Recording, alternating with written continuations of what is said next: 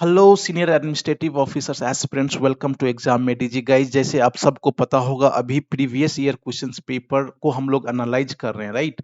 And in this we will see that जो इससे पहले हम लोगों ने साइंस का ऑलरेडी कर लिया है गाइज। आपको ये सीनियर एडमिनिस्ट्रेटिव ऑफिसर्स का एक प्लेलिस्ट है, ग्रुप में मिल जाएगा, वहां से आप उसको देख सकते हो गाइज, राइट।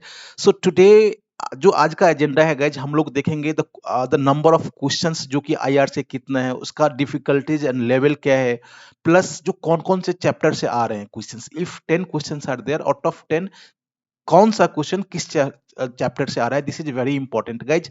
तो लेक्चर को आप बिल्कुल अंत तक देखो, right. We will try to give answers, वहां हम लोग आंसर सॉल्व करेंगे, साथ ही साथ देखेंगे जो कौन सा चैप्टर इंपॉर्टेंट बन रहा है। Because no see previous year question paper, why it becomes so important to revise and analyse, because it gives you a right direction in which direction you should prepare for your preparation, right?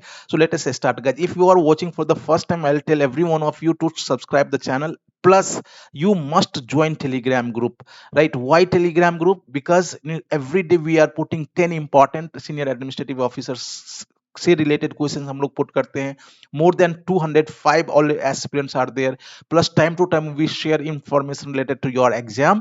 तो ये बहुत ही आपके लिए important बन जाता है कि आप टेलीग्राम ग्रुप को ज्वाइन कर लो। इसका जो लिंक है गाइज, आपको डिस्क्रिप्शन बॉक्स में मिल जाएगा, वहां से आपको ज्वाइन कर लेना चाहिए। सो let us start our questions. ये 21 से 30 तक आपका, if you see the question paper, हाँ क्वेश्चन पेपर भी टेलीग्राम ग्रुप में मिल जाएगा पीडीएफ, वहां से आप जाकर ज्वाइन कर सकते हो, उसको आप ले सकते हो, राइट।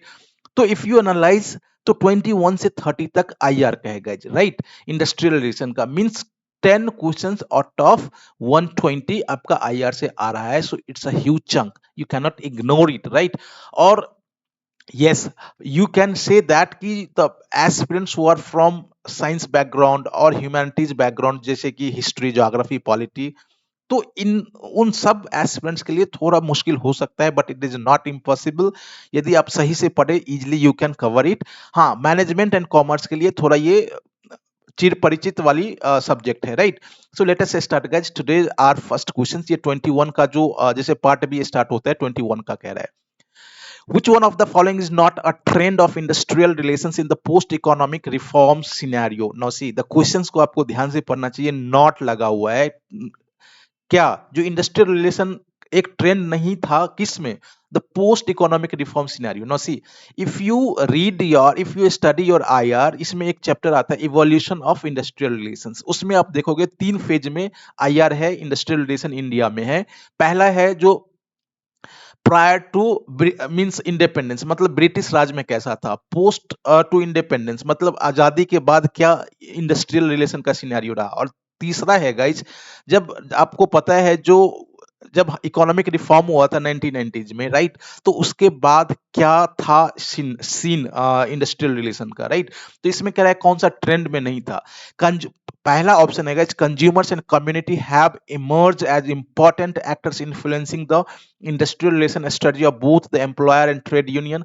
कह रहा है जो consumer and community have emerge as important actor, important influencing किसको, industrial relation strategy of both employer और ट्रेड यूनियन का जो इन्फ्लुएंस था, उसको काइंड ऑफ इन्फ्लुएंस किया, मींस इमर्ज हुआ as a this, right. Second है guys, the labor administration and the adjudication machinery are more willing than before to entertain the concern of industry. जो industry का concern था, उसको ज्यादा willingly क्या ये लेबर एडमिनिस्ट्रेशन और जो एडजुडिकेशन मशीनरी है उसको देखने, एंटरटेन करने लगा। तीसरा है declining the trade union density, जो ट्रेड यूनियन का डेंसिटी था, जो काइंड ऑफ एक्टिव होना या फिर ज्यादा होना, क्या ये डिक्लाइन करने लगा। या चौथा है aggressive management participate practice replaced by more worker activism. जो एग्रेसिव मैनेजमेंट प्रैक्टिस है वो रिप्लेस हो गया किसके द्वारा, मोर वर्कर एक्टिविज्म। तो guys no see again, if you read the questions, यहां कह रहा है नॉट, कौन सा ट्रेंड में नहीं था पोस्ट इकोनॉमिक रिफॉर्म सिनेरियो, मतलब आफ्टर पोस्ट जो हमारा जो इकोनॉमिक रिफॉर्म हुआ उसके बाद कौन सा ये चारों में से ट्रेंड में नहीं था। नो सी, पहले क्या होता था, एग्रेसिव मैनेजमेंट प्रैक्टिस हुआ करता था, राइट। लेकिन ये रिप्लेस्ड सॉरी, मतलब ये हम लोग नॉट पे डिस्कस कर रहे हैं, इसका आंसर डी हो जाएगा। जो aggressive management practice replaced by more worker activism, इसका जो आंसर डी हो जाएगा। क्या होगा? डी। यहाँ हिंदी में दिया हुआ है यार, यहाँ दिया हुआ है दो जो वांट्स टू उसको रीड करना चाहते हैं, आप देख सकते हो। जो 22nd क्वेश्चन है guys, which one of the following statements about workers participation in management in India is wrong? Again कह रहा है रॉन्ग है, ध्यान से देखना है क्वेश्चन को, और उसको बिल्कुल कैप्स में किया हुआ है, मींस आपका अटेंशन यहाँ जाना चाहिए। नो सी, एक चैप्टर है guys, if you read W workers participation management, WPM, it's a very important chapter, बहुत ही ज्यादा इंपॉर्टेंट चैप्टर है। तो ये कह रहा है जो, हाँ, यहाँ एक इंफॉर्मेशन मैं आप लोगों के साथ शेयर करना चाहता हूँ। If you are willing and you are interested in notes और study material of any subjects जो कि आपके सिलेबस में प्रिस्क्राइब्ड है, या if you want to join the test series, आपको 6385803376 पे कॉल या व्हाट्सएप करना है, सारा डिटेल्स भेज दिया जाएगा। इसका आई बटन में भी एक वीडियो आ जाएगा और लेक्चर के लास्ट में, तो आप जरूर उसको देखें if you are interested, right. अब हम लोग क्वेश्चन पे आते हैं। कह रहा है जो WPM जो है इंडिया में, इसमें कौन सा रॉन्ग है? The need for workers' participation in management was emphasized in first and second 5 years plan. ये फिर रॉन्ग है, अगेन ऐसे बार बार मैं कह रहा हूं कि ये कह रहा है जो पहला और दूसरा जो 5 ईयर प्लान था, उसमें जो WPM के जरूरत को emphasize किया गया, क्या ये सही था या गलत है? It is included in the DPSP of constitution of India, क्या ये DPSP में इंक्लूड किया गया था? थर्ड है guys, there was a proposal to have 3-tier participation at board, plant and shop floor level in 1997 which fizzled out due to the dissolution of the government at center. ये जो 1977 में central government का dissolution हो गया था, मतलब खत्म हो गया था, क्या ये एक प्रोपोजल 3 टायर का प्रोपोजल था जो बोर्ड, प्लांट और शॉप फ्लोर जो 1977 में था, फिजल आउट हो गया, खत्म हो गया due to dissolution of the government at centre? Next है, never in the history of Indian industry worker director operated at decision making level. तो इसका जो आंसर हो जाएगा गाइज डी हो जाएगा। क्या होगा? डी। नेक्स्ट क्वेश्चन है गाइज 23 का, quality circle as a grassroots level participative management technique was first introduced in which one of the following companies? Now see, if you read WPM, right, तो यहाँ दो आपको टॉपिक मिलेगा, एक तो level of WPM और दूसरा है फॉर्म ऑफ WPM, राइट। तो यहां से ये क्वेश्चन कह रहा है जो क्वालिटी सर्कल है guys as a grass root level participative management, सबसे पहले तो ये क्वालिटी सर्कल अपने आप में एक grass root level participative management technique है, और इस टेक्निक को कौन से कंपनी ने पहले इंट्रोड्यूस किया? क्या ये steel authority of India limited है, या भारत हैवी इलेक्ट्रिकल लिमिटेड है, या भारत इलेक्ट्रॉनिक्स लिमिटेड है, या Bharat heavy plates and vessels limited है, राइट। तो इसका जो आंसर हो जाएगा इस 23 का बी होगा। क्या होगा? बी। इन्होंने BHEL भेल ने सबसे पहले क्वालिटी सर्कल को as a grass root level जो टेक्निक है उसको इंट्रोड्यूस किया था, राइट। इसका आंसर क्या होगा? B.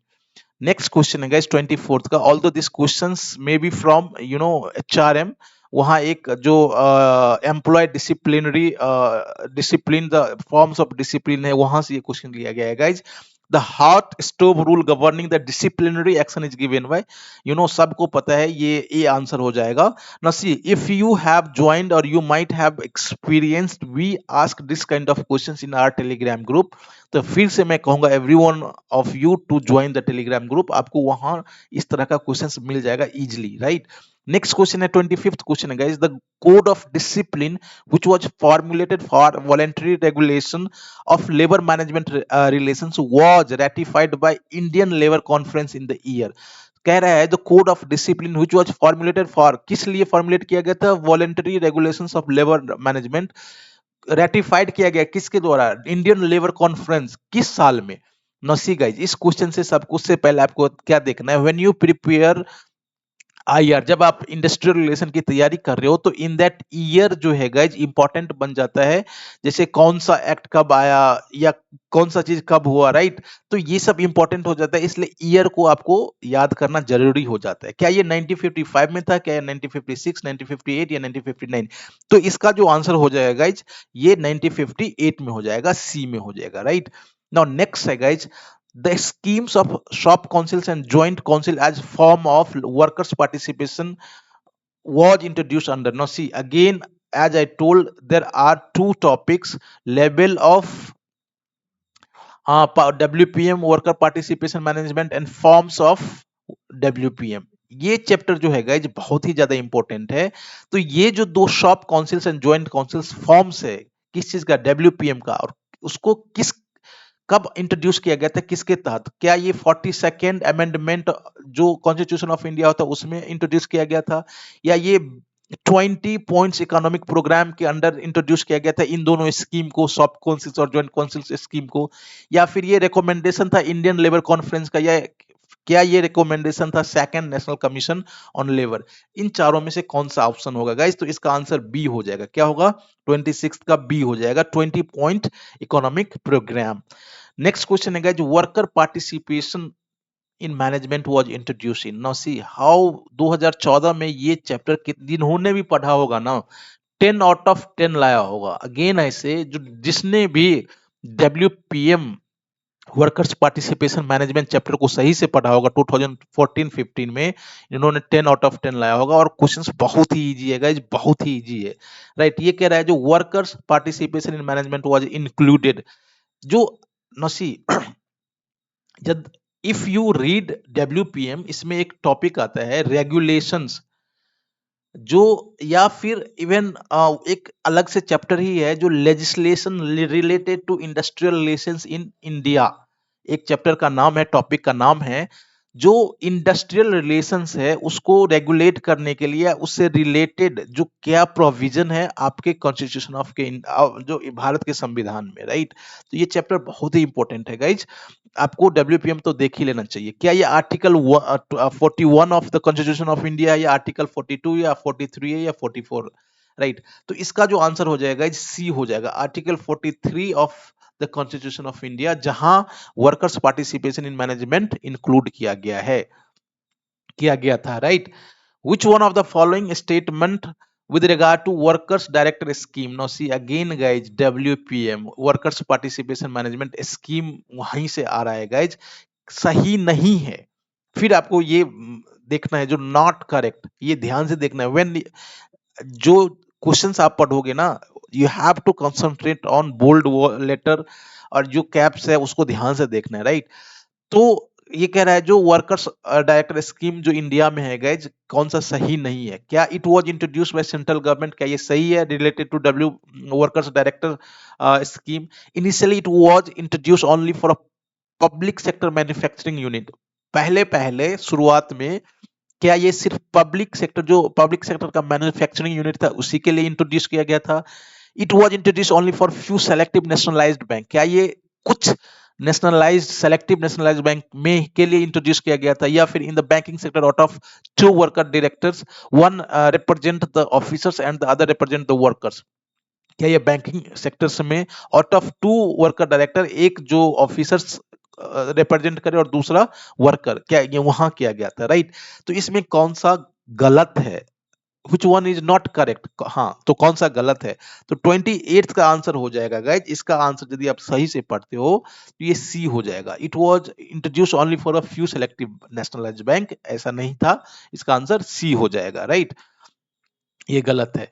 Now guys again I से कि ये which one of the following statements about industrial tri tripartite right committee is wrong? Tripartite committee is wrong। फिर ये कह रहा है जो कौन सा ये चारों में जो इंडस्ट्रियल ट्राइपार्टाइट कमिटी है इसके बारे में रॉन्ग है। No see these committees are constitution with the view to promoting the spirit of try पार्टिज्म।